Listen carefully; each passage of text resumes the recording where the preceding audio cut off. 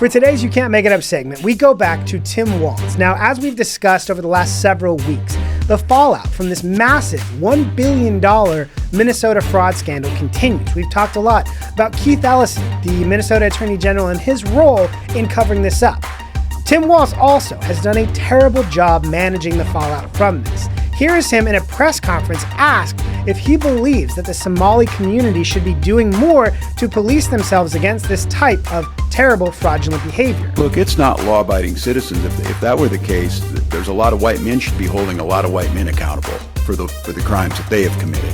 Tim Walz, clearly still living in a previous era where just blaming white men for everything was all you needed to do to survive in Democrat politics, is showing here that he has no interest in actually bringing about accountability. And I think that's going to chase him for a long time. But the what about white men pivot is not a very strong suit here.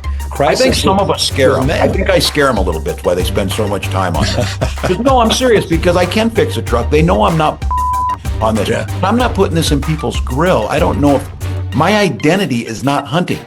My identity is not football coaching. We know that your identity is not hunting because we've seen you try and rack a shotgun. And we know your identity is not coaching because of that time you tweeted about running a pick six. We know that this was all manufactured by the campaign, but that does not stop us from enjoying watching you try to do it.